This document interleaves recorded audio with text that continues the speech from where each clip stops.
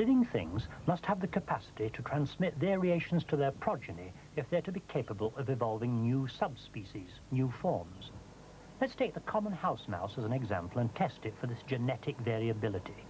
Each of these tubes contains tissue fluid from a different house mouse.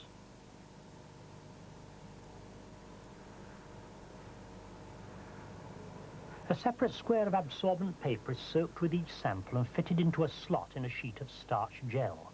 This is the technique called electrophoresis, which reveals differences in proteins between individual animals or plants, which may not otherwise be apparent. Kept cold to prevent breakdown of the proteins we're examining, a potential difference is applied across the gel. Different proteins migrate through the gel, traveling different distances in a given time, according to differences in their precise chemical structures.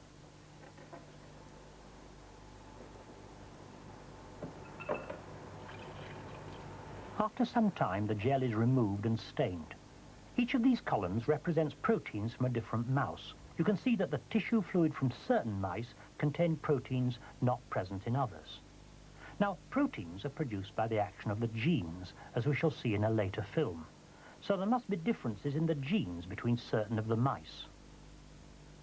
You can see, for example, that one particular protein is absent in these individuals, which must be genetically different from the others. Electrophoresis shows that there is a great deal of genetic variability amongst individuals of a particular species. Laboratory experiments involving selective breeding from wild mice, like this one, make manifest the tremendous amount of genetic variability available. Look at some of these mice, all differing from the wild type by very few genes which produce effects we can see. There are differences in pigmentation and in many other features. These mice, for example, all have kinky tails. When a few individuals are isolated, say on an island, any special genetic characteristics they possess which increase the number of their surviving offspring will be selected and become commoner in succeeding generations. Hence the island field mice and voles we looked at earlier.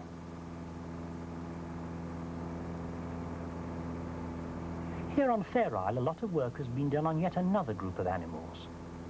Arctic skuas breed above the cliffs. These birds are found in two different morphs or phases, pale and dark, as you can see in these two. The dark phase behind, the pale phase in front on the left. On Fair Isle, about a fifth of the birds are pale.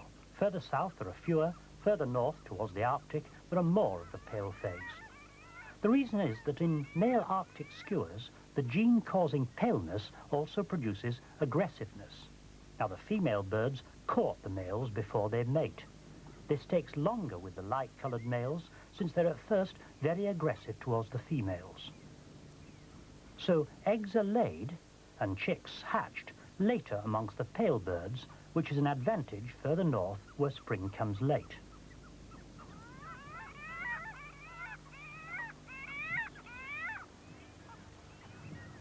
The dark males are less aggressive, so pairing and egg-laying comes earlier and the chicks hatch earlier amongst the dark birds which predominate in the more southerly latitudes when spring is earlier. This gradation in the frequency of one form with distance is called a cline and produces here genetic differences determined by behaviour.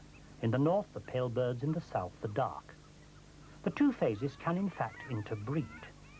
The bird on the left is an intermediate between the two forms. We don't have two species here. We do, however, have a mechanism producing genetical differences, and these must be an early stage in the divergence of populations.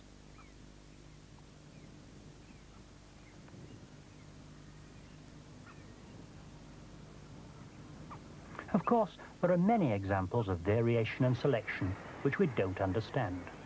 There are many cliff-nesting birds on these northern islands. This is at Westray, one of the Orkneys.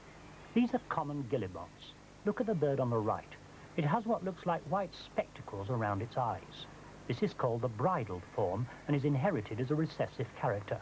Here's the normal form without spectacles and the bridled form again. As we move north, more bridled guillemots are found. It isn't yet known what determines this particular climb. But one thing is clear. Here again, as with the other examples in this film, we are observing a fundamental aspect of the evolutionary process: selection in action.